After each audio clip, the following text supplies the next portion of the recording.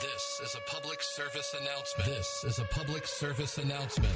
What you're about to listen to may make you yell, shout, smile, and even laugh out loud. Youth baseball players, coaches, and fans join the S.L.I.D.E podcast crew on their journey to make baseball fun again. Hear stories from players of all ages, plus tips and tricks from coaches and scouts. Now, if you're ready, give us a loud play ball. All right, well, we're back on the S.L.I.D.E podcast. I am Aaron, the host of the S.L.I.D.E podcast, and I am joined tonight with Allie Lacey, my co-host. How are you doing, ma'am? I'm good. I realize that baseball season's almost over. I can't believe it. The summer went by so fast. But How are you over there on the East Coast? Doing good. We're doing good. Football's continuing going on for my son. It seems to be going well, and so yeah, everything's pretty good. I'm ready. Honestly, I've never been a fan of the fall or seeing like summer end, but I think in my old age, I'm sort of getting there. So I'm ready to feel it cool down. So plus it's like NFL season. So, and my Dolphins just lit up the Chargers this past weekend. So super, super excited. You're going to have to send a message to Ever about your Dolphins. I did. Okay.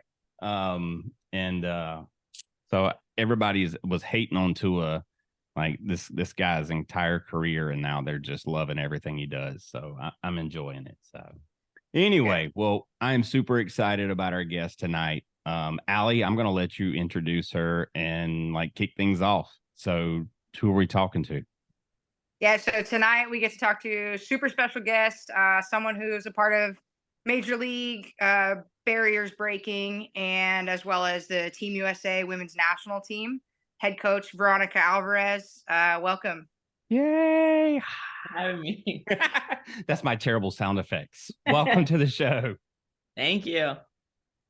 Well, yeah, we'll go ahead and kind of just give our listeners a background. You know, obviously Team USA head coach, manager, like I just said, but how did you get started in baseball? Your kind of playing career from when you were little all the way maybe through high school, college, and quick briefing, and we'll go ahead and dig into some of that. All right, I'm going to make it quick because it could be long-winded. It has been a long road, and as I get older, it just gets longer. So I grew up playing baseball, wanted to play baseball and only baseball when I was 5-6 years old. So I had supportive parents that let me do it. I went, blew some minds with my good arm as a little 6-year-old girl, which was still a memorable moment. And then played baseball till about 10 years old. And then I grew up in Miami, Florida. So also a Miami Dolphins fan. Yeah. Look at that. And it's fast pitch softball had just taken off in Miami when I was about 10 years old. And I refused it for a bit. Did not want to make the switch. And then I had a parent convince me that, you know, I would make the switch and play in school and all these different things. And so I did. And I kind of took that on as my career, softball being all my goals. So I got to play college softball at Villanova University, summer of softball in Spain, which was an incredible experience. Wow. Played and won the Spanish Cup and played in the Euro Cup. And then after that, I was just finding opportunities to play, and I Googled the Colorado Silver Bullets and found the women's national team through a great Google search. And that's where the fork in the road was my decision to go try out for the women's team. And it was incredible. So I made the women's national team in 2008 for the first time, played a World Cup in Japan, and then was fortunate to end my career in 2015 at the Pan American Games in Toronto. Once I stopped playing, I knew I would go all into coaching. And so I started taking all these opportunities in coaching, and it's led to where I am right now with the Oakland A's and with USA Baseball and Major League Baseball doing camps as well. That gives me the chills right now. I know. Well, so let's go back to your awesome days in Miami. So we'll sidebar that Dolphins conversation, but like, what was it like growing up and wanting to play ball? Because obviously we're talking to ladies and young girls today, and like it was a totally different scene when you were growing up. So like what did you experience and go through, you know, wanting to play baseball? Yeah, it was a completely different scene. And I grew up in a very Hispanic city, and I'm a first generation American, and in our culture, it's not the norm for little girls to play sports, especially not male dominated sports. So Right. I always give my parents so much credit for supporting me in that, and against everybody's desires. My grandfather, who was a baseball lover and a player in Cuba, he was one of the first ones to voice his opinion that I shouldn't be playing, and the list goes on of people that continue to tell my parents that I shouldn't be there. But so the support that they gave me is everything that allowed me to continue to play and kind of work through it, right? Being the only girl out there. Right. I was fortunate to have a good arm, so I think that showed through, and it made people accept me quicker on the baseball field. And I remember that tryout that I mentioned. I was they put all the players at third base. It was like a little league draft, and they put all the players at third base, and they made you throw across the field. And so when it was my turn, the coach, the father that was playing first, moved in towards the middle of the field, and I just like launched it. I mean, that was my strength throughout my career. And everybody was shocked by it. And then it went, from there, and I pitched and I played third, and then eventually my team needed a catcher.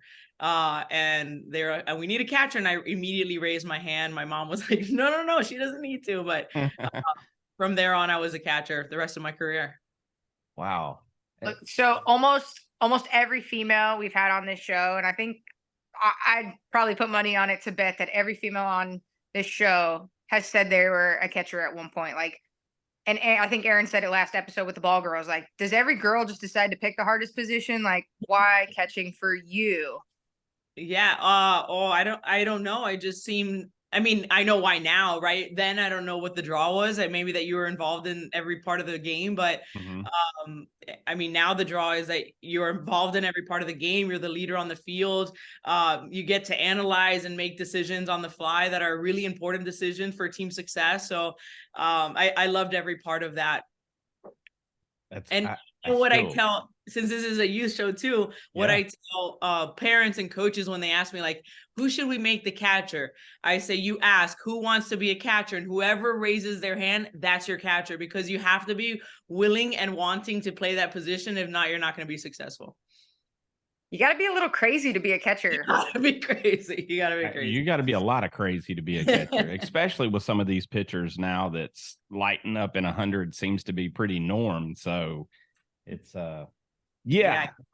I trust you guys. It's a very hard position. I don't think I could do it. So I did want to do it at one point. So some coaching you might be able to. Yeah, definitely from a coaching standpoint. So Veronica, as you're talking about your journey, and sounds similar to my journey in discovering the USA team. How old were you, or when did you realize that there was a women's USA baseball team? So I came back from that summer in Spain when I was about 24 years old. Mm-hmm. And I started working a desk job, and that's where led me to a Google search. I was like, I need to get back to the field. I was fortunate to have seen one game of the Colorado Silver Bullets when I was 12. And that led me to Google them one day, which again changed the path of my life and my career right in this game. And so when I came back from that, I sent an email to, now I understand, right, like a team director kind of USA Baseball at the time. And it was relatively new at that point. I think it might have been 2006 was the first like sanctioned year. So 2006, it was the year I emailed somebody from USA Baseball, whatever contact I came up with. Yeah. And they sent me back an email and said, oh, we just finished an event, we'll keep you on the list and contact you in the future. So 2 years later, I received an email, which is why I talk about it as the fork in the road, because 2 years later, I'm a completely different mindset, right? I mean, now I'm kind of like realized my opportunities were slow pitch softball or kickball league, to kind of be athletic. And so I was just sitting there, and I just so happened to have gotten into like triathlons and marathon running. So I was in like the best shape of my life. And so when that email came, though I hadn't played baseball or caught in a while, I was physically fit. And so I said, hey, why not? Let me go. It was in Kenosha, Wisconsin. And I, went out to that trial. My parents came with me.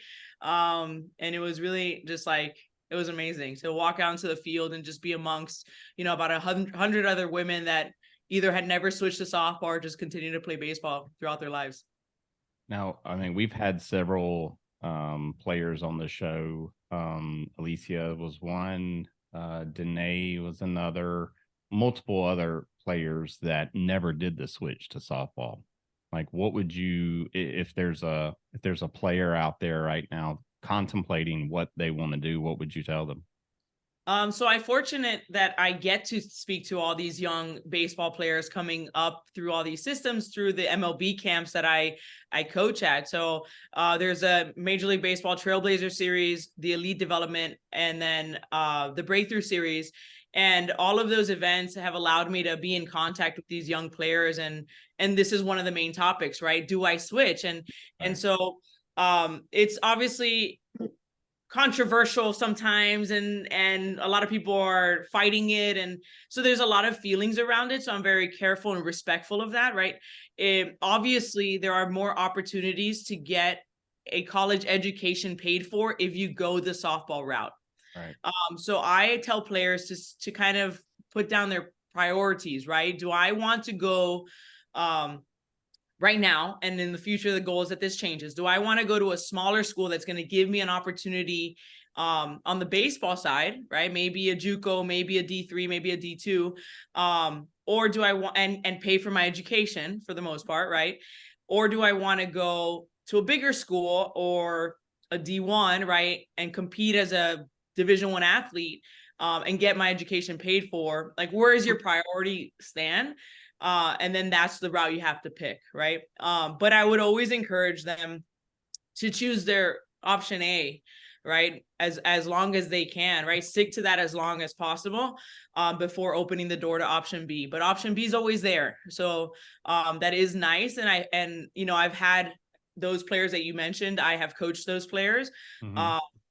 And there are others that, one other example is Ashton Lansdale. And if we were comparing two players, I would compare Ashton Lansdale and Danae Benitez. Mm-hmm.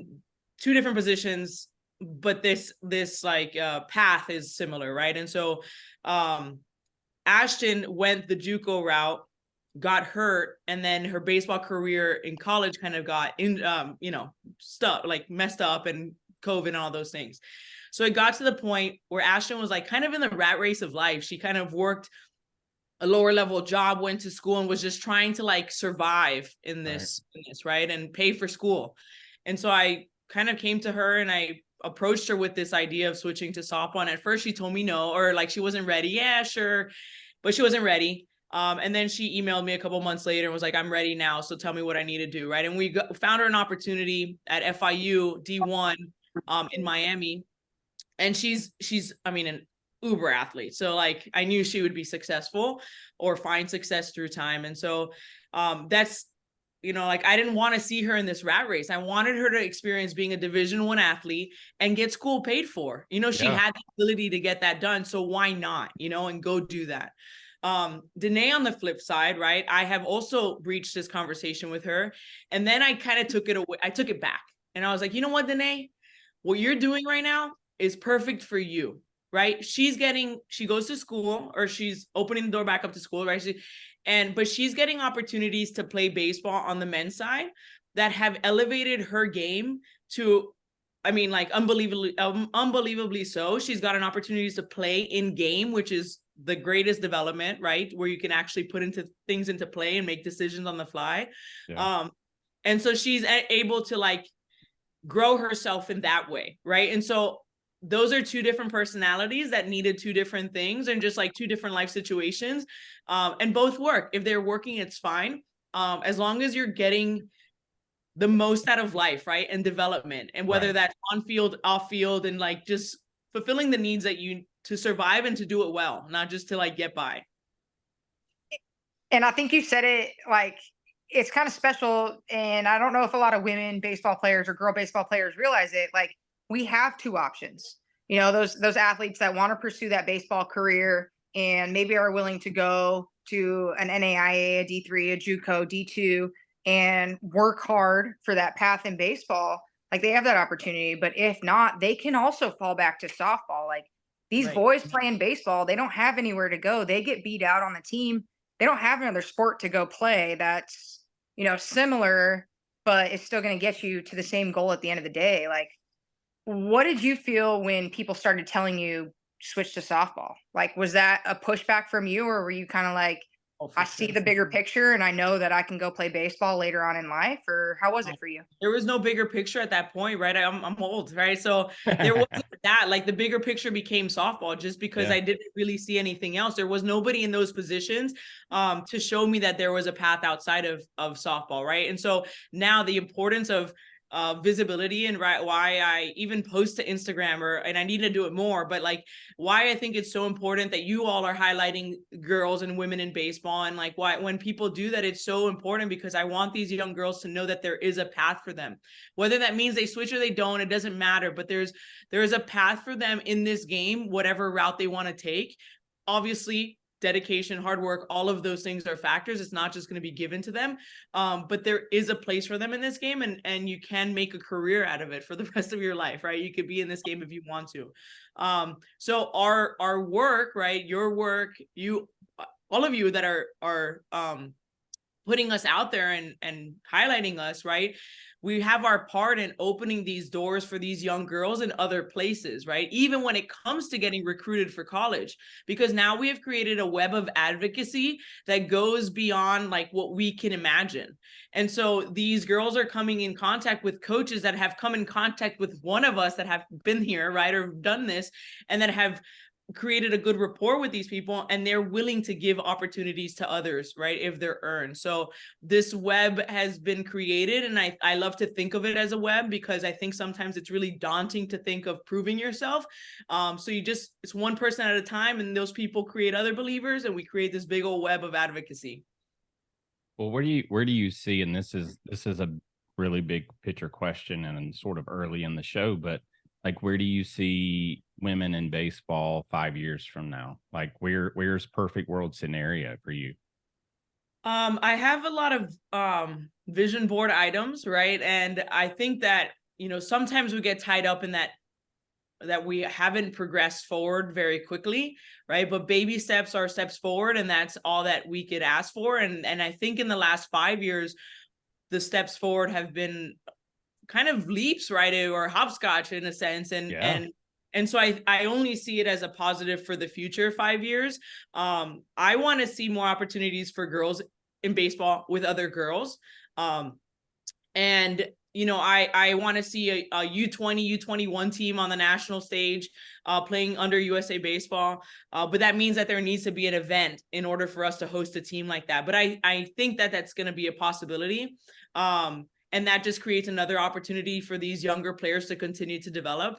I would love another MLB camp, right? But Lacey and I were talking, and we were just creating opportunities for these girls to get out there and continue to compete and continue to grow and learn.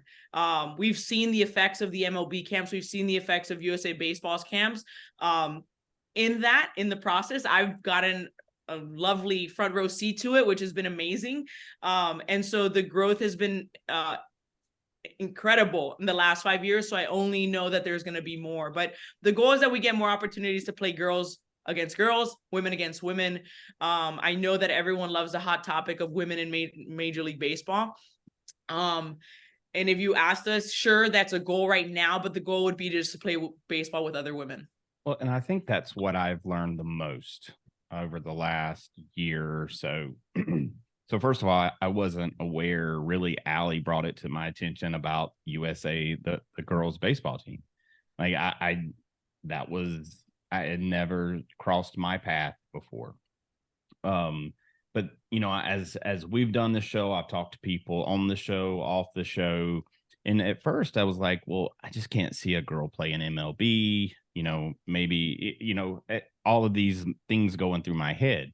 When in reality, every single girl that we have talked to, lady, woman that's been on the show, they're not asking for a seat in the MLB. They're just asking for the ability and the option to play baseball. Right. Like, it's not about anything other than just the love of the game. And I feel like that's where there's such a huge disconnection with society is we just don't think girls want to play baseball because it's not the norm. And when in reality, every single one of these girls that I have talked to have a passion and a love for baseball that I had growing up, and like so many of us had. And it's so freaking amazing. So you've done like the baby steps and the leaps. You've been a part of that. So I think it's pretty freaking awesome. Well, thank you. Yeah. And it's cool to watch. I mean, it's different to coach the women, right? And to coach the girls because of that extra level of passion, just because they're fighting to do something.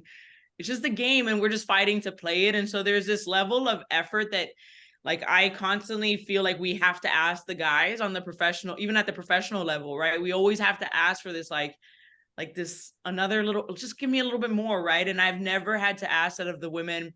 The girls are learning it, right? It's part of them, the process of teaching them that. But or something else and I always refer to last name, so Allie, I apologize, but I'm a last name and it makes me remember it better. But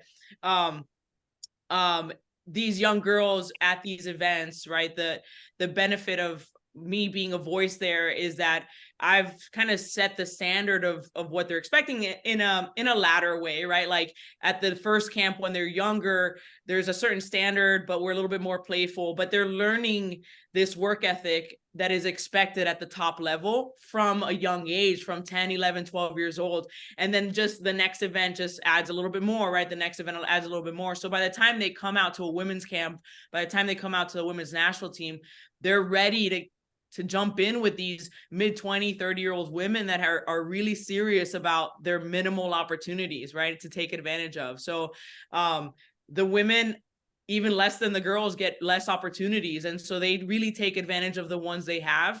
And it's really fun to be a part of and really fun to coach. Well, I think we've talked about that before on the show. Like, I think by the time that they're getting close to where they're communicating with you, like they're mentally tough. Like they've already had to make a decision and a couple hard choices by that time because they could have taken a path of, less resistance. Right. But they chose to take, a path and a journey that is making them tough throughout the process. So I can understand why you get more out of the girls than you do some of the guys, even at a professional levels, because they've had to work a little bit harder for it. Yeah. We got to work through some walls, right? And people ask me all the time, oh, what's the hardest part about being a woman in baseball, right? A woman in a male-dominated world. I can't even list one because all the hard stuff happened when I was a little girl. And so I was building these superpowers, is what I like to refer to them, in order to deal with these situations now. And so they're non-situations because I've created the ability personality wise to deal with them and to kind of move right through them and not let them affect me mentally or my path, right? And my goals. So all those things that those young girls are going through, and I've told them, and I try to tell them at every event, I know they're really hard right now, but they're giving you the ability to work through some stuff that's really going to benefit you in the future. And stuff that the guys have not had to deal with. And so they're facing it at an older, all the adversity, right? Adversity makes us stronger. It sucks to go through it, but it makes us stronger. And so these girls are dealing with it at a young level. It's only going to make them stronger in the end.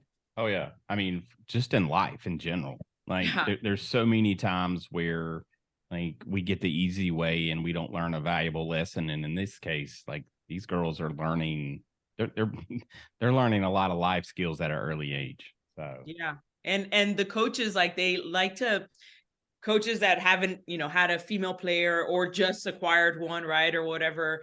They always tell me, what should I tell her?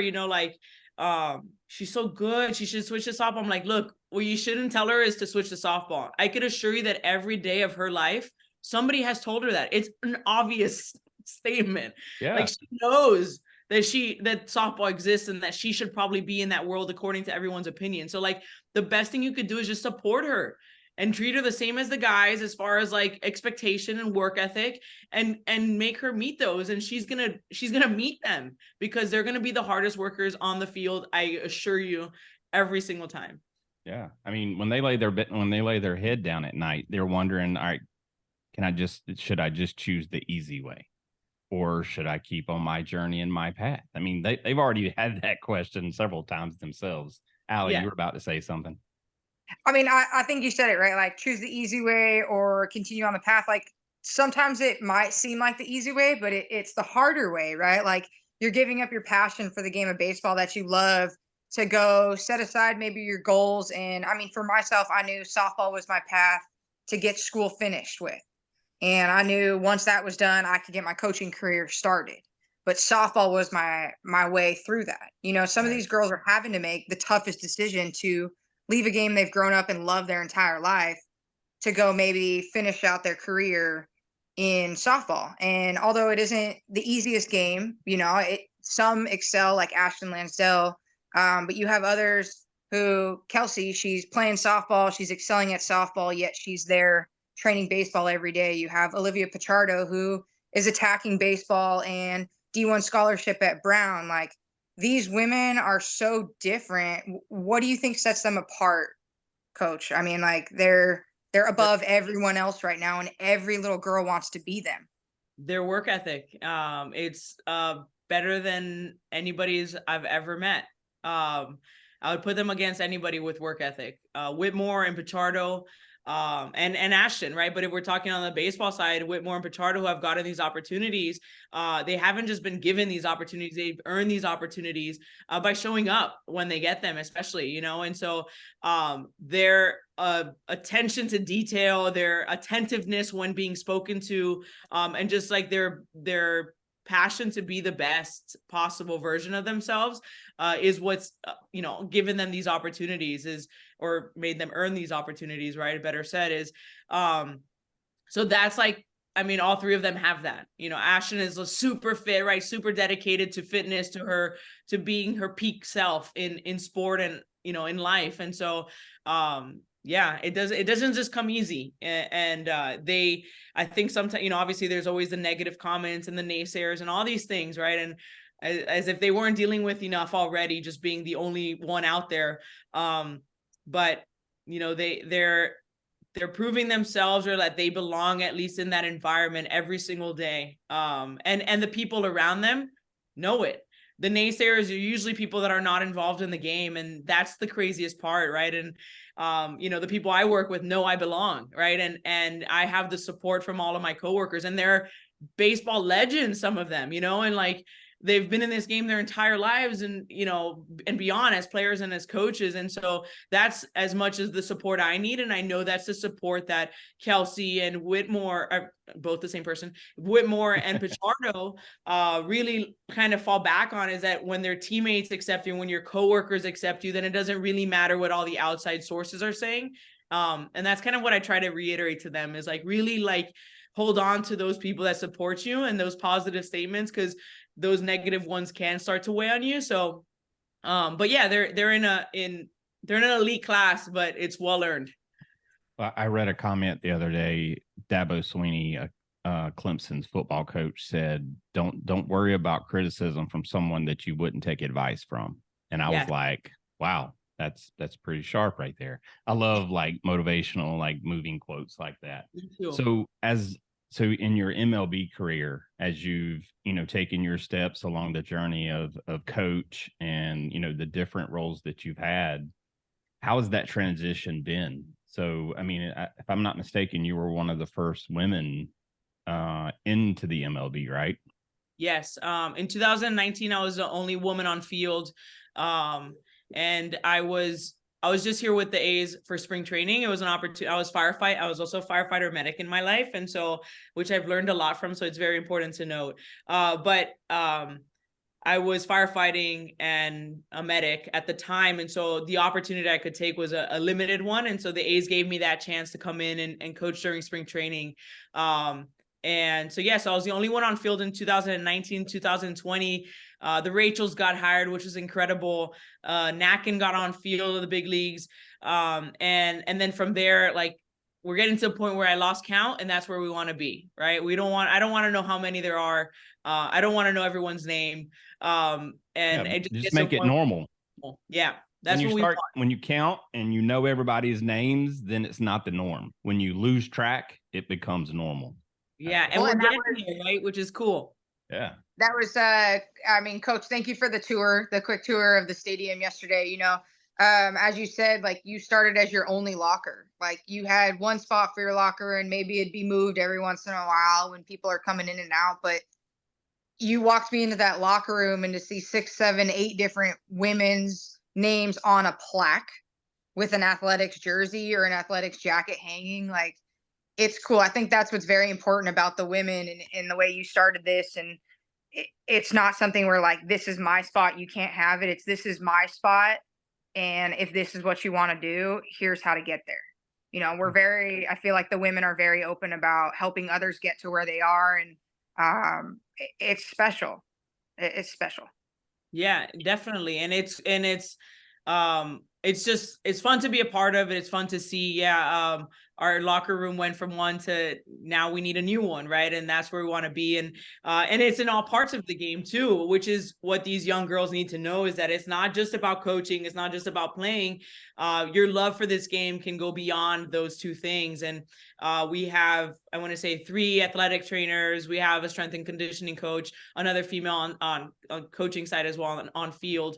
But there's so many parts of this that you could be a part of and just work for. So there's a place for them, and it's really cool to see grow.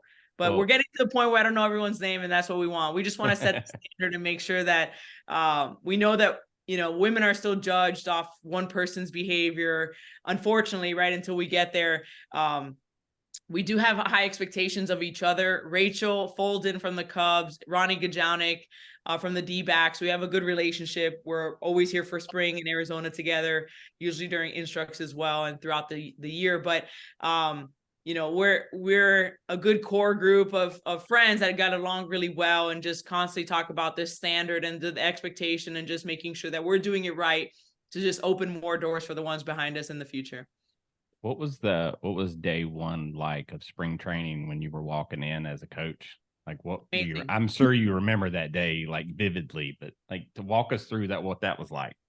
Yeah, it was amazing, right? I came in, we had a longtime farm director at the time, Keith Littman, and he had been here, I want to say 27 years at that point when I was my first year. And he's just this phenomenal man, like really thoughtful, studied, right? Obviously very baseball smart. And he's the one who greeted me at the beginning. And I just remember him introducing me to everyone else. And it was in such a positive way, like such an amazing welcome. There was no weird feeling walking on eggshells. It was just like, this is Veronica. She coaches baseball. She's a firefighter. She can hang. Like, this, treat her like one of the rest, right? And everyone's like, all right, cool. And then walking into the setup of the locker room where they had all my things and the jersey hanging, it was just an amazing. Obviously, as a little kid, I wanted to be a big leaguer. So just to walk in there and see my jersey and see, you know, my last name on the jersey, it was just an incredible experience. Yeah, just a good feeling. And then I speak always very highly of this organization because I love it, but the people within it, and I know you're a fan, so I wanted to tell you this. I know we're not doing very well as far as you know, our record, but the organization and the culture that's created within the organization, especially I could speak to the minor league side, right, is an incredible one of growth, constant improvement, and just just everybody together in this. You couldn't tell who was a big leaguer in the room. You couldn't tell, like, there's no ego. It's just all about improving ourselves and improving the player. So it's really a cool place to be. And I'm lucky to fall into this spot. That is so cool. I've talked so much about my childhood memories of being an A's fan. And like, I was watching the World Series when the TV went out, when the earthquake hit. And it was, anyway, go ahead, Allie, because I'm going down memory lane. No, you're good. You're good. I got kind of like 2-part questions. So one, I saw, and I know we talked about it the other day, of you brought Maybell. I saw pictures of Maybell coming out to spring training. So what does that mean to you to bring women who were there when it first started out to meet these men who are essentially wanting to be where these women were at one point? Yeah, so what a cool thing. So I absolutely love Maybell and Janine Lesko, and I love Shirley. And so when I first met them at, I want to say, the first MLB Trailblazer event, it was obviously a dream come true. I had grown up watching A League of Their Own a million times. My dad jokes, "Oh, you've never seen this one before." I know every line, right? Everything. And as one of the cool experiences as a player was that we got to play at the stadium that they recorded A League of Their Own, right? And we my first tryout, the women were having a reunion at them. Wow. And they sang the song from, it was incredible. Like, it was just like all these different moments. And That's anyway, cold chills right there. yeah, like, Like, they sang the song from A League of Their Own, my first baseball experience back when I was an adult. Right? Like, it's incredible. Yeah. So, Sorry. and then, so every chance, I feel like there's so important to include them in everything that we've done and shown them the progress that we've had, right? And shown them where we are. Like, man, we have MLB camps and we have USA Baseball Women's National Team, and check out this uniform. And so anything I can include them in on or like make them a part of, I try to. And so it just so happened that Maybell was in Arizona for some book review or something. And so I call her every once in a while and I was like, Maybell, you got to come visit me at the complex. And so I made, I told my farm director, I said, can I bring my old lady over here? he thought I was talking about my wife, but, and so he's like, yeah, of course. So I bring her in and we tour her around, and it just so happened to be the first day of Women's History Month this year. The day that she was at the complex, and it was spring training. And so they're like, oh, Veronica has a surprise. And I bring her into the staff room, right? And there's like, I don't even know the number, 60 to 70 men, right? In there, former big leaguers, phenomenal coaches.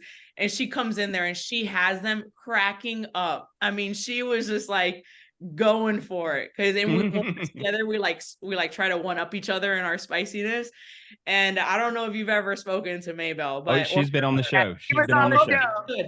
So she's just a firecracker. Yes, she and is. She was going for it, and they were loving it. And I mean, she's amazing. So just to have her in that environment, let them show her so much love, and they were so respectful and thankful to see her there and talk to her. And then I showed her all the complex, and I took her through the gym, and I take her out to the backfield where I kind of showed you the half field. And then she was like, I was like, isn't this cool? And she's like, you bet your ass it is. She just like absolutely loved it.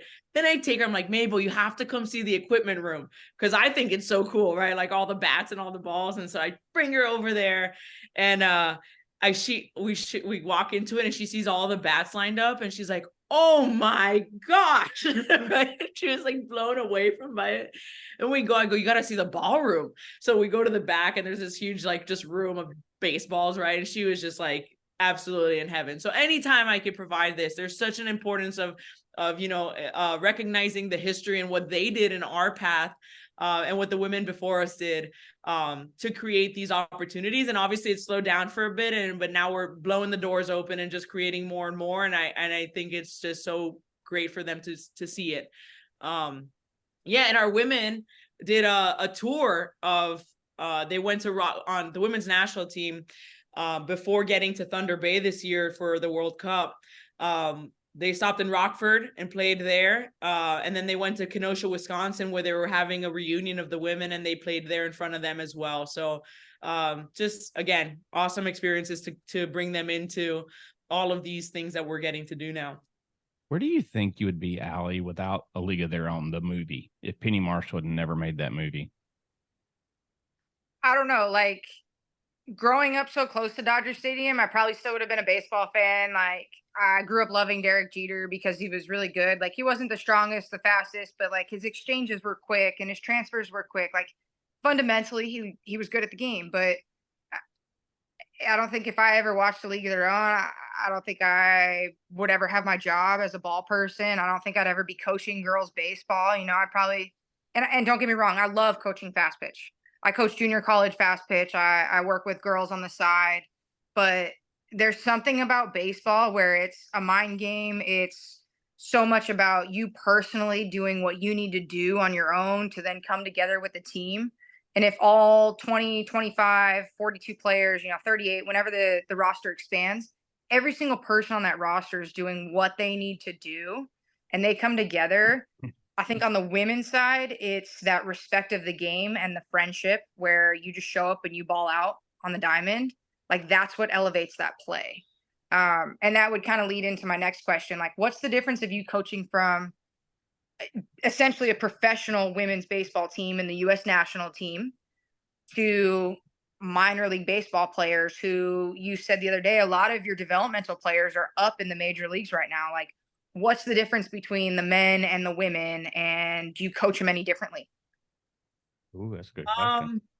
That is a good question. And I've never thought of your question of what would I do without a league of their own. I've never even thought that. What would anybody do? The line, there's no Right. baseball wouldn't exist. Right. I mean, like that's a cultural shift if you take that movie out.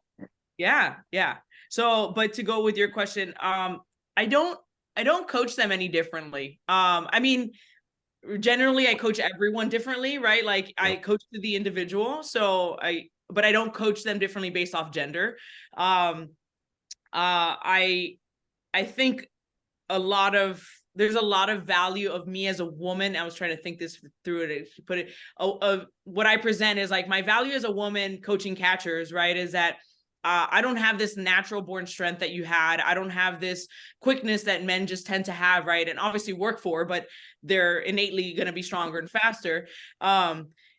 So I had to be mechanically sound. And so there are things that I notice that players do all the time that could be more efficient, and that they could clean up, but they've gotten away with their entire lives because they're big and strong or fast, right? So when I work with catchers, I love to find the little things that make big differences. And I think that I almost get to do more on the boys' side, on the men's side, because of that, right? They've gotten away with these natural abilities, and so they haven't had to be so technically sound. When I go to work with the catchers of the women's national team, sure, the good majority of them I've worked with since they were little girls, but at that point, there's almost less to clean up, and it's just like, maybe just make them quicker, right? Or whatever, but there's less like just, I don't know, hodgepodge things thrown in there that don't need to be in there. So yeah, and it's been like the way I'm in charge of player development for the Dominican Republic, and there's different ages within that. A lot of them are very young. We had a 16-year-old, he just turned 17 about a month ago, and then we have about 16, 17, 18, 19 up to about 20. Maybe one was 21, but the majority of them were 17, 18 year olds, and they're really raw, very athletic and with a big ability, but teaching them a lot. And so these two worlds that I'm involved in are very similar, which is fun to analyze. And so a lot of the things, like if you think of me coaching at the Trailblazer event, the 3 MLB events, and then the women's team, there's like, right, the levels, all the levels there. I've applied a lot of things that I've learned and a lot of things that I've practiced, I guess, or implemented at those events, and that worked on the men's side in that camp. And so that's been really fun to watch and analyze. And so I've grown so much at those opportunities, and just helped me in my current role with the A's. But yeah, so that was a long way to say this, but I don't necessarily, change it based off gender, but there are differences because of, natural ability versus having to clean things up early and kind of maximize ability younger on the female side, just to be able to keep up. But yeah, I coach to the individual, whether they're men or women. That makes perfect sense. Like, just, Allie, I think you and I have spoke about this several times, but like the fundamental side of the game, the foundation, just, the things that like, we would take for granted at being a male, like where you guys, like, you can't shortcut anything, like, because you're at a disadvantage. So you have to clean up everything. Like, it makes perfect sense. Yeah. And well, sorry. That was one of my more shocking things when I came into professional baseball at first. Was I think from the outside, you think that these pro guys have it like figured out, right? They're professionals, they get paid for. But if you're in the minor leagues, you're still learning a lot. And so when I came in, I expected these catchers to know more than they do, and it's fine, right? That's what their level. That's what you get paid for.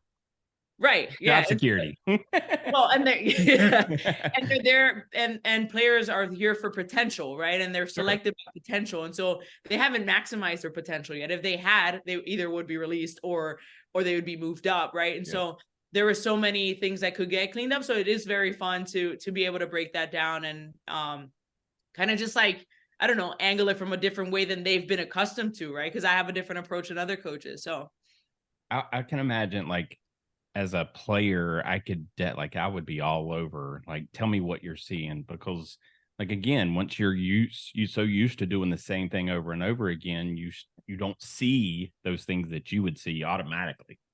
yeah. That's awesome. Allie, you had a question there. Sorry, I didn't mean to No, interrupt.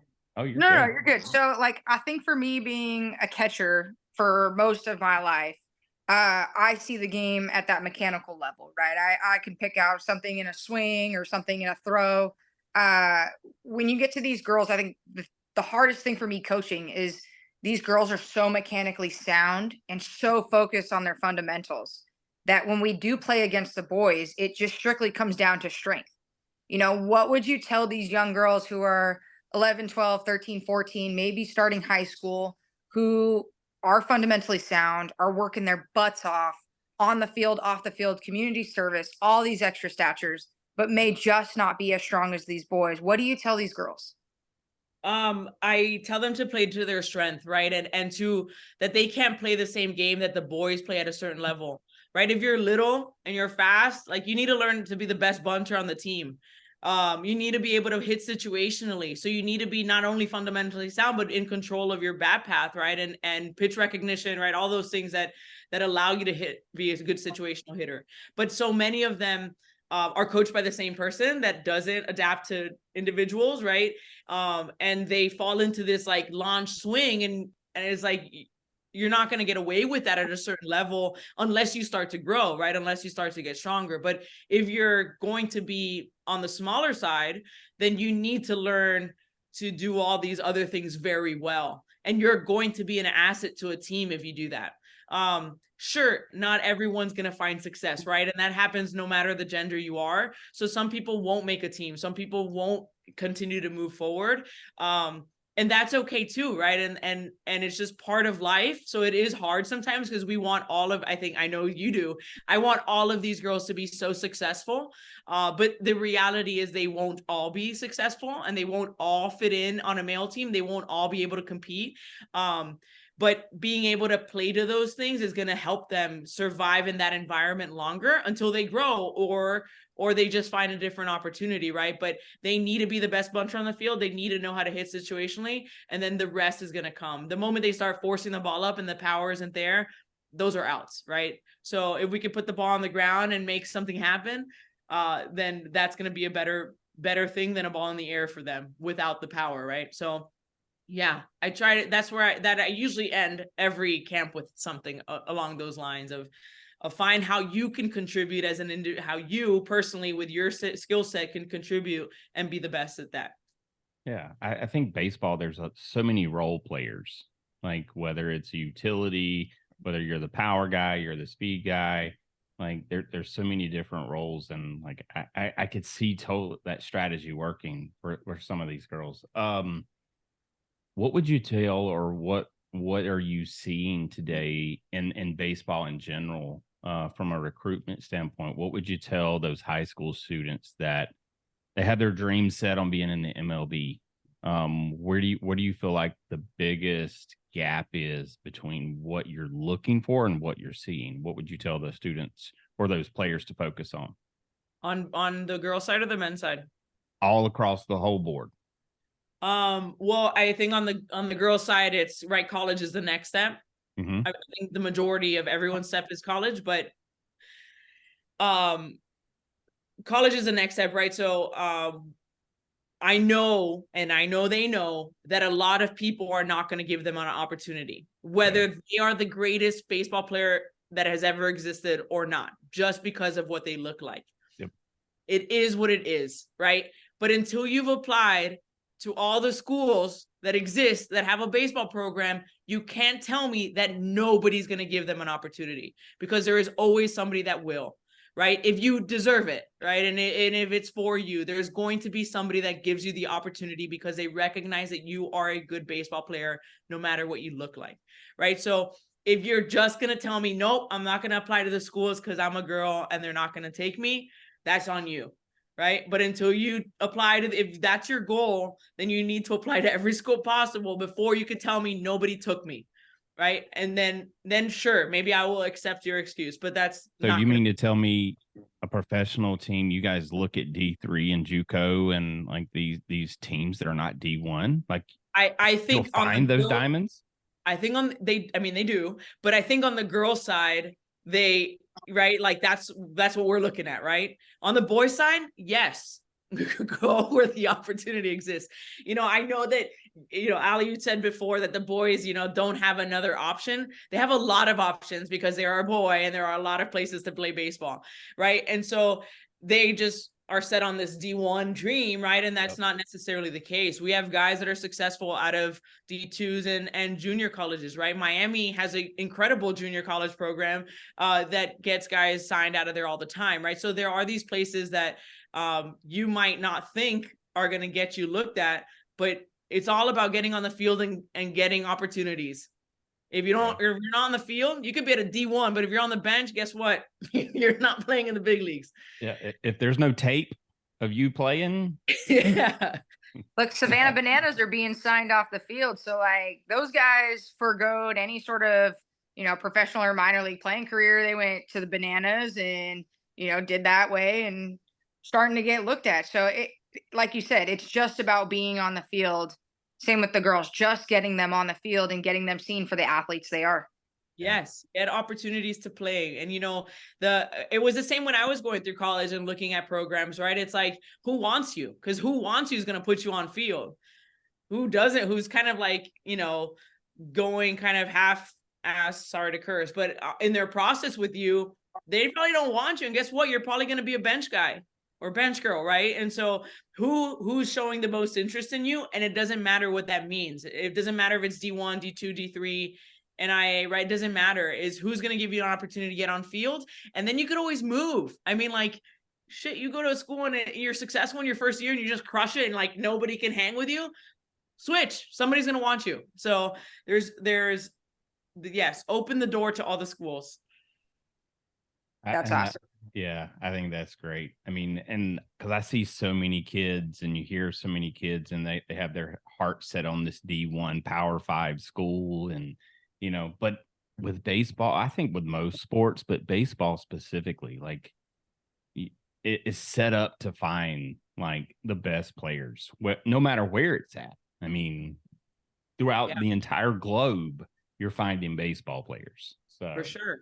Yeah, they're out there looking, and this almost goes in the same category as when there's a tryout and you say, everyone go to your number one position and 45,000 kids go to shortstop and like 2 go to outfield and 2 go to first. And you're like, let's be smart about this. Like you got to stick out against, 45,000 other shortstops and there's one guy at first. Like maybe you should switch over and like stand out in that position.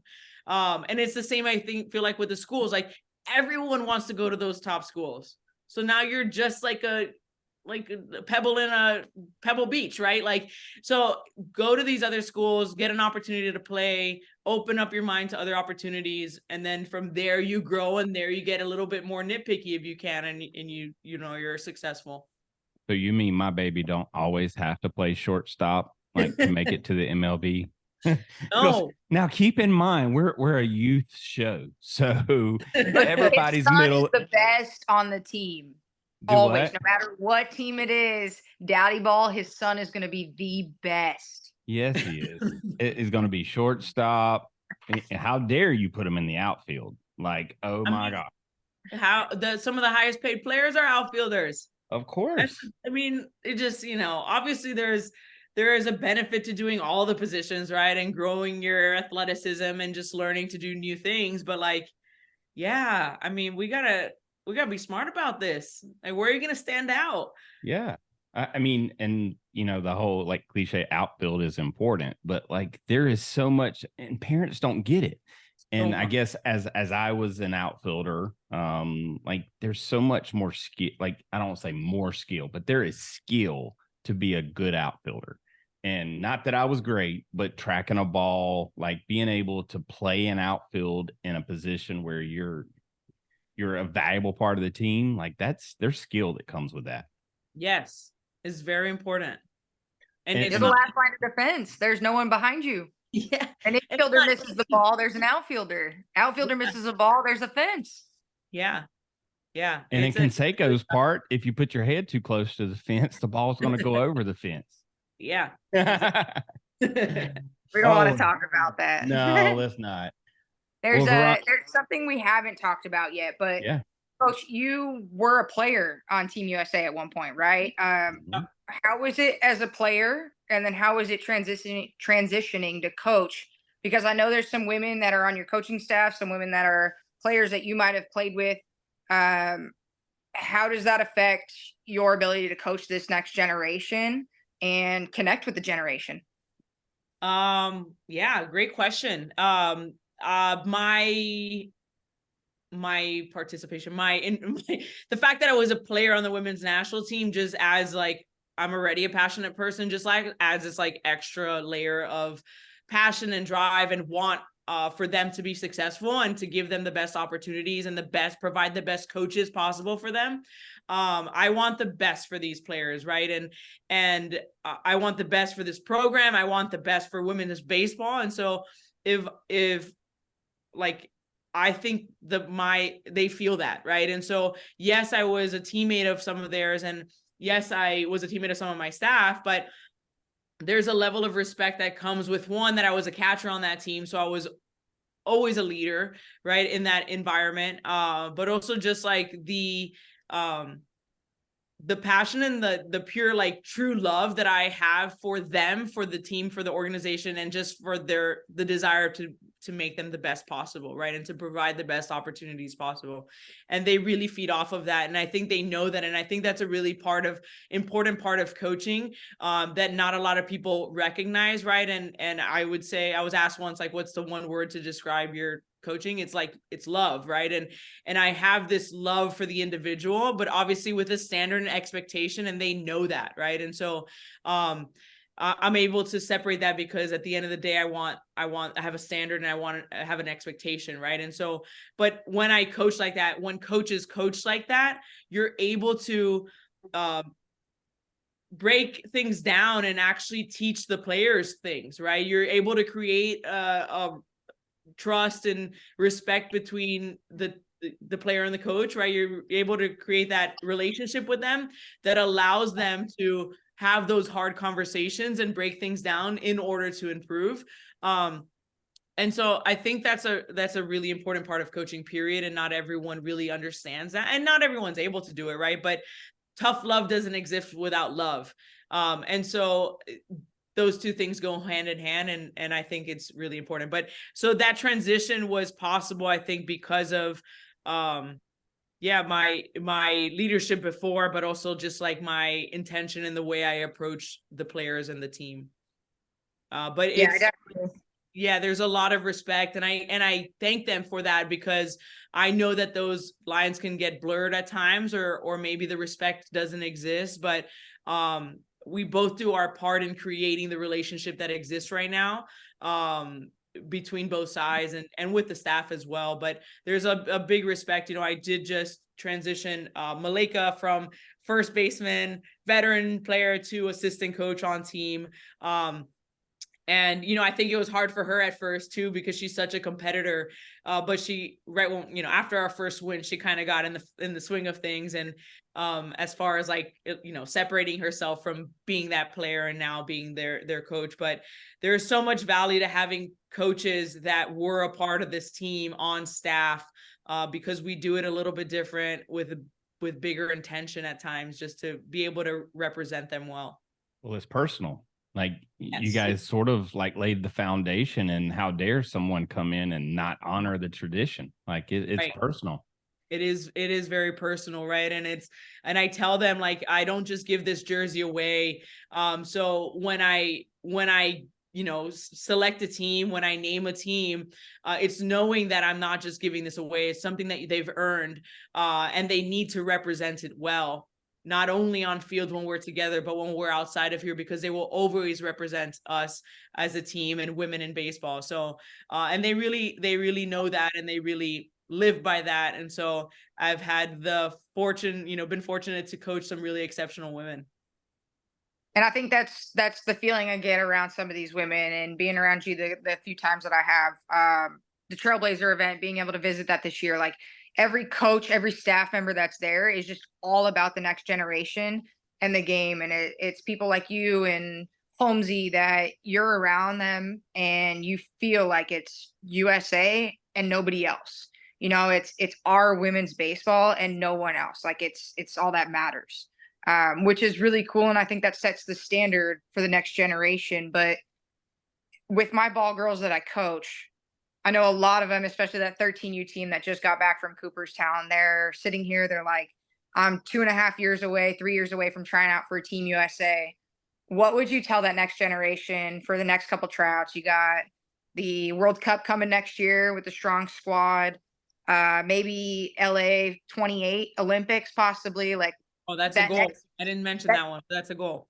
That next generation coming up, what would you tell these 12, 13, 14-year-olds who see their eyes, their goal is wearing USA across their chest, but they also have a lot of women to beat out for that spot? What do you tell them, and how do they even get a shot to try out for Team USA? Yeah, this is a constant conversation, a really important one. When I was a player on the women's national team, we'd have really talented 16, 17, 18-year-olds show up for tryouts and not make the team, and then we'd never see them again, right? And so we would lose all these players that we would hope to develop, but they just wouldn't have opportunities, and so we would lose them. And so obviously the benefit, again, and I'm going to mention it, those camps, is that it fills those gaps and it allows opportunities for these women to continue to play. And obviously events like the ones that you coach, right? And the Baseball for All events. And my assistant coach on staff hosts a team for 18U and younger girls. And so all of these events allow for these opportunities to continue. But the conversation is, that they cannot get discouraged, right? They're very talented. If they're invited to an MLB camp, forget like the open one. If they're invited, it's because there is potential for the future and they need to continue to grow. They need physically, right? Obviously it would be beneficial, but as far as a baseball player. And so they need to be able to take the opportunities that are given to them or that they earn and grow as much as possible from each one, whether that means that they make the team at the end of it or they don't, right? It's not a bust if you come to a women's trials and you don't make the team. You just went through 5 or 6 days of getting coached by some handpicked coaches that I only will allow to be with the women, right? That for specific reasons, that were providing so much information that because the tryouts, I make development events as well, but you were just fed so much information, opportunity to play amongst other women against the women's national team. So you need to know that that was a growing moment and just keep building off of that. I made the team when I was 26 years old. Alex Hugo made the team when she was 24 years old, right? I don't even know how old she was at the point, but it wasn't at 16. It wasn't at 17. That's not the norm. Sure, we have a couple unicorns if we need to say that, but the norm isn't that. You're competing against grown women that have potentially gone through a collegiate program, that just have different strength, have a better awareness of their body movements and things like that, and different intention, right? So you're dealing with a different level. If you don't make it, it's not a moment to be discouraged. It's just a moment, an opportunity to grow, an opportunity to set your goals and know what you need to work for.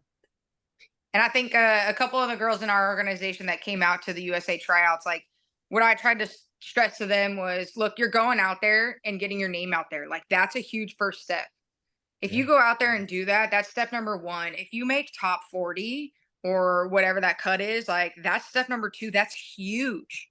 Like being out there against those women. And then if you happen to make top 20, holy heck, right? I mean, like you now just proved yourself. But You said even just holy going to heck? that tryout, Hold on. yeah. Where are you from again? Holy Look, heck. I'm trying to not cuss. I normally, Look, I'm honestly, country. holy hell. I'm country, Like, but that was top country. 40, if you make top 40, holy hell, right? Especially as a 16, 17, 18-year-old, that's a huge first step. But just getting out there and getting your name known, that's huge. So these events like Trailblazers, Elite Development Camp, those are big for these women in baseball and these girls that just want to compete against the women, because there's not really many opportunities. But like Coach said earlier, possibly in the future, maybe some younger divisions, just like the boys do, international competition, get these girls more opportunities, get them shown. And that really makes our team that much stronger for the US. Yeah. Well, I mean, it sounds like you just described an interview. Like you got to yes, make a first good impression. I mean, right. literally, like that's. I mean, for your sake as a coach, like you want to have a good taste in your mouth because you want to see them come back again. Right. And how you take the bad news is really important too, because Yeah. that might turn me off, right? Like, man, we just gave you all of us, right? We're so passionate. All the coaches I bring in there, like you have to be a good person that knows a lot about baseball. Like those are requirements. I don't care if you were a 45-year big leaguer, and I love the number 45 apparently today, but 40, you know, like I don't care. Like you have to be those two things because I need you to coach with passion intently. Doesn't matter what gender you're coaching, right? And so the coaches we bring in there are coaches that love to coach. And so they're feeding that information. So if I've given you 100% because I'm like all in on this, in this situation, and then you turn around and like, you know, you're pissed or you're, you know, whatever, you kind of like just shove it in like, whoa, like, you know, it's not on me. Like we just gave you everything and we're still creating these opportunities. But to speak specifically to this coming year, right? This is a really hard team to break into. Really hard. Really hard. You Right. got talent, coach. I told the women this too, and we haven't spoken about that. We just competed in this event, and we only had one team score runs against us. And so, like, these women are just like incredible, right? Powerful, athletic, great arms, right? They're just these big, huge baseball IQ, right? So, this is a really hard group to work into. And the same thing I told the women, you need to earn your spot and you need to continue to work and know that these little girls are coming right behind you wanting your spot, right? And women, right? Not only little girls. And so they know that. And so they're working at a certain level. But the way I see it is, right, we're rowing a canoe right now really effectively.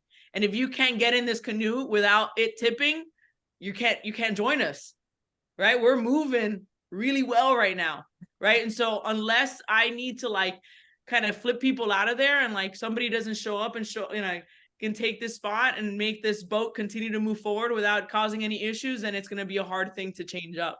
Well, the standard continuously keeps increasing. Like the bar is rising for every girl that makes the team. The bar is rising. So I mean, yes, like and they're so locked in. I mean, we hadn't. So in 2019, I became the manager of the women's team, and we hadn't had a favorable finish to the 2018 World Cup, right? And so I came in and with, you know, all of this that you guys are getting right now and more, very elaborate.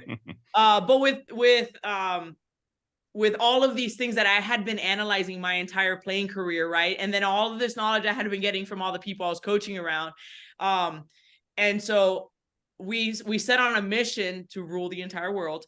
And these women have been locked in on that mission since then. And it maybe just sounds like 4 years, but COVID was in the middle of that, right? And these are women with jobs and families, and they were able to stay on track, stay goal in mind, continue to work throughout those years. So without opportunities, maybe a development camp, maybe a, you know, a week of training, and they've maintained this mindset and this level and this in their improvement, right?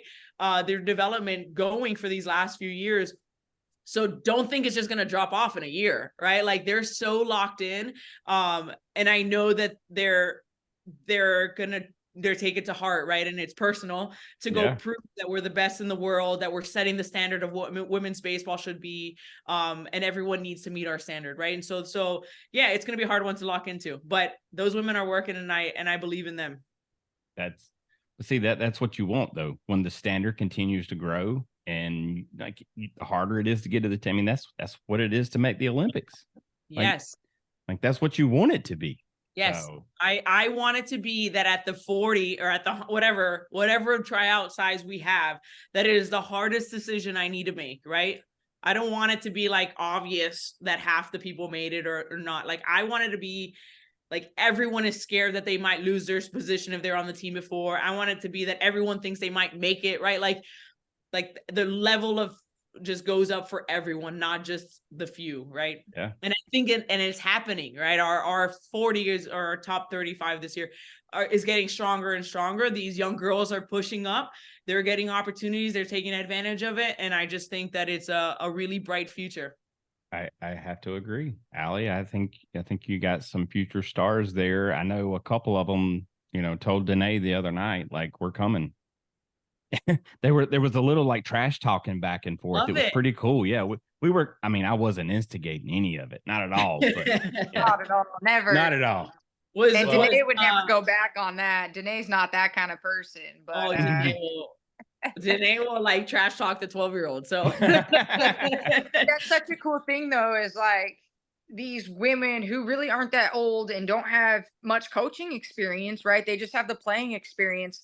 They're willing to give back to that younger generation. Like, that's what we're seeing. And that's this growth in women's baseball. And that's where we're seeing pushes in the major leagues between minor leagues and majors, photographers, athletic trainers, strength and conditioning coaches, on field, analytics, front office, umpires, like everything from A to Z.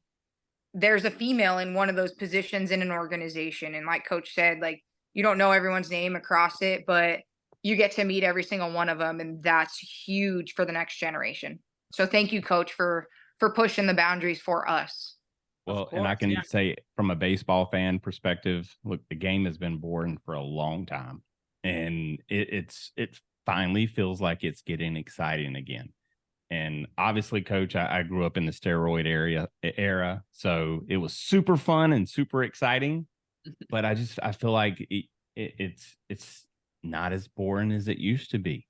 Like, it's now starting to become something that I feel like more and more people are starting to invest in. And I think that's freaking great for the sport. So whether it's male, female, I honestly, here's just a blunt, honest question, Coach. What's stopping us from having an all women's league? I mean, let's go back to a league of their own and like what those women played in. What's preventing us from having that today? That's a good question. I would say there's a lot of different things, right? Obviously, money is one. I think that we've kind of touched on it a little bit, but right now in the United States, everyone's brainwashed to think that girls play softball and boys play baseball. Yeah. And so again, the value of all of these conversations and the highlighting of these young girls and women is very important, because it's just saying we can play baseball too, right? We're not trying to take your baseball. We just want to play baseball as well. And we can all exist, right? Men can play baseball, then we can play softball, women can play baseball, women can play softball. And it's just different sport. So I think that's like, those two factors are holding people back. And then there's like another layer to it, right? And as a woman and setting the standard and all these things, knowing those two things, the importance of putting out a good product, right, is always at the top of my mind. Yep. Right. Is when you tell me, hey, we could start a women's league, I'm like, I know what's out there, right? For the most part, I know there's some in hiding, right? And I know some people haven't come to our trial. I know the product that's out there. And I'm not saying they're good and not good. And I'm not saying that they're not on this upward trajectory, but can we put out a strong product that will maintain that will create that standard, right? And get fans, build and the respect, money, right? And build the respect, because until we have that product, we're going to get hate whether we put out a good product or not, right? But a good product is going to keep us growing. Right. And so are we at that point yet? Unless we go internationally, I would say we're almost there, right? Okay. I would say we're almost there. But I think that's why the grassroots efforts are so important. Like, I really wish that there was like Little League would create a girls baseball wing, right? Or whatever. Yeah. And that when you would walk up to the field for signups, like, you don't just get directed to the softball table, right? You get directed to the girls baseball table, or allowed to play with the boys, whatever it is, but like that they're not just like automatically push this other route. Right. And so I think till that happens, right? I think, the chicken or the egg, and I'm sure that said all the time, but like, until that happens, and it kind of has to happen simultaneously at every level, but until we get those opportunities for these younger girls to like just choose baseball, if that's what they want, I think it's going to be a struggle to kind of keep the right product out on the field. I get it. Well, all right. So here's one of our final questions, Allie. So Ashlyn is going to be playing on the Canadian team or the USA team? I don't know. So Ashlyn's part of the MLB Trailblazer series, and I know Yeah. she made the comment before that she would love to play for Team USA, but I don't know if she can because she's not a citizen. But that's a good athlete where you're going to be playing against those athletes. That's The what I was going to stronger the ask Coach. I was going to ask Coach, how is she going to, like, she's got to compete against her if she's on Team Canada. Like, you got Yeah, some stout competition. I'm wondering if she wants to go Team USA because we just beat Canada 23-0. I think if she's allowed to and she can try out, I think you might be able to sway her. You and Coach Stevenson might have some dueling to do. Yeah. I don't know. I mean, obviously you have to be a citizen to try out for our team, but she's a good little player, man. She's good, but and I'll coach her at these events, but once she's on the other side, it's war. I'm like the ultimate competitor, but she's a really good player, and it's exciting to watch her, find success at all these levels, and just, I know she loves the game and is going to continue to grow. So it's going to be fun to watch her. But yeah, if she's on the other side, sorry. You heard it here first. Like there's no mercy. We don't back down. No, Ashlyn, look, I'm sorry. You were born on the wrong side of the line. Yeah, no, I think the women we've talked to have been a part of Team USA or currently on Team USA. Like, they truly are the epitome of that, rule the entire world. Like, that is just them, and there's no stopping them, and they know it. So I know for myself personally, I'm really excited to see what happens next year. I can't wait to see how the team comes out and gets to play throughout the year, develop throughout the year, and then whatever happens in Canada in 2024, I think it's going to be huge for women's baseball. And, I got to get myself one of those USA jerseys. Yes. Yeah, you got to. I mean, you were talking about giving them away earlier, and I was like, dang, she ain't going to give me one.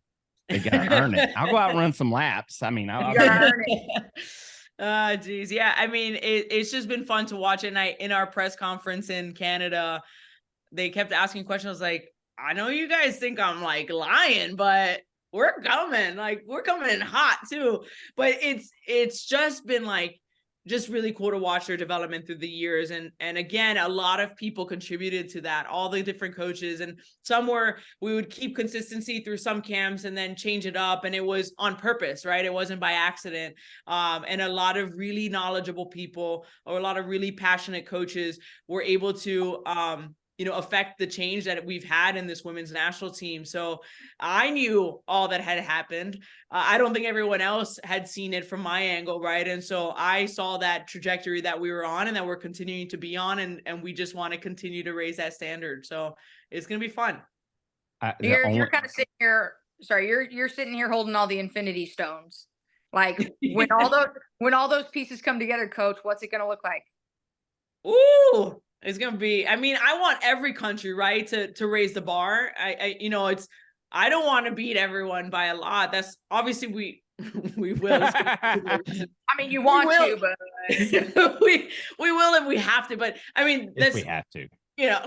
But no, I sound aggressive at times, but the goal is that everyone raise their bar, and that's my conversation with these players. And sure, maybe it seems aggressive at times, but if we play better, the goal is that we make everyone around us better, right? And make their coaches understand that they need to up the bar and the expectation, and hold their players to a different standard, right? A lot of these players are coached by men, and there's nothing wrong with men. I love men, and I have a lot of great advocates, and a lot of coworkers that are phenomenal, but again, there's a certain passion to have been a player, to be a woman in baseball that I bring, that the women in baseball and coaching these national teams bring to these teams, that the men haven't tapped into yet, right? They don't get it. And so I think when they see us, they're like, oh my God, I didn't even know that was possible, right? And so, like, the goal is that they raise the expectation and standards, and that they just push their players and teach their players more.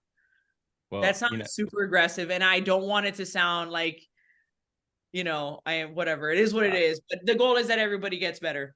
Look, if you punish and you're mercy ruling everybody, like, I would assume diversity of thought would come into there. Like, hey, we got to start thinking about baseball a little bit differently out of this country. Like, Yeah. like obviously the standard and the bar has already been set for us. So Yeah. And we train we train like we're going to play. Right. And I think that was the difference of when I was a player. Like, I've been in that situation. Right. And coached by men that had really great intention. Right. And they were good coaches. It wasn't that. It was just, there's a just like a different, approach. But the way we train is the way we're going to play. And so we're competing against ourselves in practice. And so that's why I always tell them, like, push the bar, because you're making your teammate better. Right. And if you're pushing the bar, then now our team is ready to face that in real time against somebody else. So they're constantly just competing and pushing each other. And so I think that's why we're going to find success in the next year of training. And then hopefully at the World Cup next year, is because we're competing at a high level against ourselves in training as well. I'm excited. Allie, you excited? Excited. Yeah, I mean, this has just been an awesome opportunity. I think getting into the women's game, being able to play with some of those women, coach with some of those women, just it's really special. It's a different side of the game. It's more passion than I've ever seen. Coaching boys, coaching men, more passion than when I played fast pitch softball. So it's just a different level of the game, and it's really cool to see where the potential of Team USA could go, because these athletes aren't quiet. They're making names for themselves in MLB, in college baseball, college softball, high school even. It's really cool. Yeah, it's awesome. I mean, you're developing the future, whether it's on the baseball field, on the diamond or not. Like, you're developing future leaders for this country, and I think it's pretty freaking awesome. So, I love leadership. Yep. I love analyzing leadership, but I love making leaders. And so all of these girls are leaders in their own way, and they are all contributors, not just to the game, but to, in life. Right. And so that's like the most fun to see, is these girls go from girls that are good leaders. And I talk to them about this all the time, right? There's different way to lead, and understanding that some of us just have the innate ability, and others is something that we need to practice, right? Yep. But we're all leading, whether we're either leading well or we're leading poorly, right? But every single person is a leader, not just in baseball. I'm talking in life, right? You're either a good leader or a bad leader. You're not doing anything to contribute. And so recognizing, I think that's important. And you never know who's watching you. You never know who's learning from you. You never know who you're setting a standard for. So to understand your actions are important, your words are important, is a big deal. I have a quote that I think is really important, and it's, how you do one thing is how you do all things. Yep. That makes me clean up the little things, like closing my dresser drawer all the way, right? Or like dotting my I's and crossing my T's, right? But it just like how, like, if I am this level of person and these expectations as a coach, and what I expect my players, like, how can I half-ass something else, right? But I think that's for an important message for everyone, right? Is like, really take pride in your actions, really take pride in your work ethic and the way that you treat other people, and in your words, because it goes a long way, and it really like, makes you who you are, right? And it labels you, and it just creates a character for you. So do those things well. I'm huge on leadership development, and just the art of teaching leadership. I think it's probably the best thing out there. Like, when you're able to impact someone, and you can see the growth of that individual from a personal standpoint or on the field, it's the best thing ever. So, yeah. All right, we have kept you way longer than what we expected.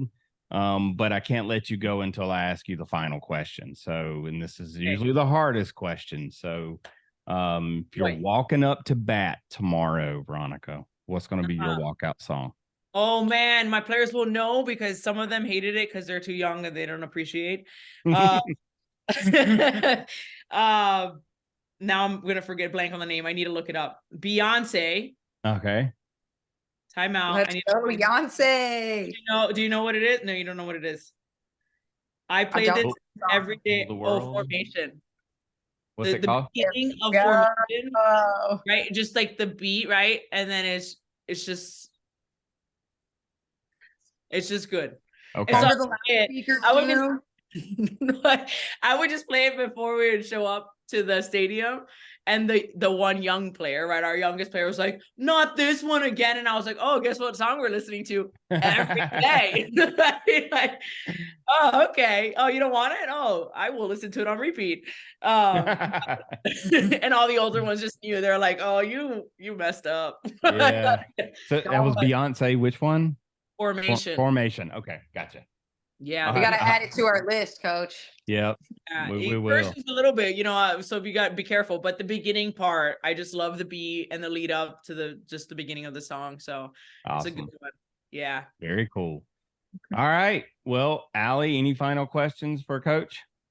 No, I got nothing for you, Coach. Thank you so much. I appreciate everything you do for women in the game, and thank you for taking the time out of your day. Thank you. And thank you guys for this wonderful conversation and for highlighting women in the game. Yeah. Well, again, I'd say the same thing Allie did. Thank you for taking time out to talk to this little bitty show here, trying to make an impact. So I will say we should be the world's biggest youth baseball podcast, I think, out there. But there's not a lot. So I'll say we'll take it while we can. Hey, you're damn right. So I have one final message for the players, the boys, and the parents, right? Is the boys, and this is what I asked when I've coached on the men's side, on the boys side, USA Baseball. I've done their 12U event. And what I ask of them at the end is that they just show that if they ever interact or have a female on their team, just to show them the same respect that they had shown me in that situation, or just the same respect they show their other teammates, that those girls are just there to play baseball. That's all they want to do. So just treat them as a baseball player. Let them play the game they love, that they all love. And the same goes for the parents, right? These young girls are dealing with enough without your opinions. So just support them and just know that they just want to play this phenomenal game of baseball, and they should be able to. So they're not taking your son's position. It's fine. All right. They're just another player on the field. So you just go out there and support them. And to the parents of the girls, I try to always say this at the Trailblazer events, is that I know it's hard, right, sometimes to hear those comments or to continuously support your little girl that's constantly faced with adversity, but that we come out stronger on the back end, and that I'm here as a representative, and so are my other co-coaches and the women that have continued to play baseball for a long time. It only makes us stronger. There's opportunity for us in the game of baseball. So, support your daughters in that situation as well. Continue to support them, because I know you already support them. And the girls may be coming after their baby's position. You gotta friggin' work for it. So if you don't give us our own league, then we're gonna have to come after their positions. But they're taking the positions because they earn the position, not because they're just exactly right. Like we're not checking a box here. They're like they've earned it. Yeah. So if they're taking your son's positions because they earned it, and maybe your son should find another position. Yeah. Maybe he should go practice and go hit off of a tee more. I mean, I don't know. Anyway, I hate moms. I hate hearing moms of boys like bash a young girl on like that. To me is like, how, why? Like, there's no need, right? And you're just young kids, and your words are really matter, and they affect people. And so let's use them for positive change, not for bringing people down. Look, that's part 2 right there. We can totally dive into that in the parents. Oh my God, I could speak on that for hours. Well, listen, we will hold you to that one, because that's a huge impact right now in the youth baseball world, is the role that parents play and the role that they should be playing. So, and so we'll follow up on that one. So, all right, Coach, at the end of the show, I'm going to thank everybody for listening, but we're going to wrap up the show, and I'm going to say until next time. And we always have our guests say, we'll catch you on the slide. All right. On the slide. Yeah. All right. So haven't started yet. not yet. So thank you for everyone out there listening. Allie, this has been amazing. Coach, thank you for joining us. Please follow us on social media. Coach, tell us how we can find you on social media. My Instagram is Veronica Alvarez. Okay. So, that's all right. What I got. And the women's national team on Instagram. The what? Women's national team on Instagram. women's national team is USA Baseball. There is a USA Baseball WNT, but technically I created that when I was a player, so it hasn't been updated in a while because USA Baseball wasn't posting enough pictures. Got it. So USA Baseball is the one to tag for all the ladies in the game. Yes. Awesome. Well, go look them up. These girls are rock stars, and they're changing the game. And Coach Alvarez, you're a part of building something that's going to be freaking amazing for our kids to watch in the future. So thank you so much for what you do. Thank you for listening to our listeners out there. And until next time, Coach, we'll catch you on the slide. We thank you for toughing it out and pushing through. Now, let's go teach the world great sportsmanship, leadership, to go inspire someone through your dedication and excitement for the game. Make sure to smash the like and follow button on all social media at the S.L.I.D.E Podcast Show and the S.L.I.D.E Pod on Twitter. Plus, leave us a review and feedback. Until next time, we'll catch you on the slide.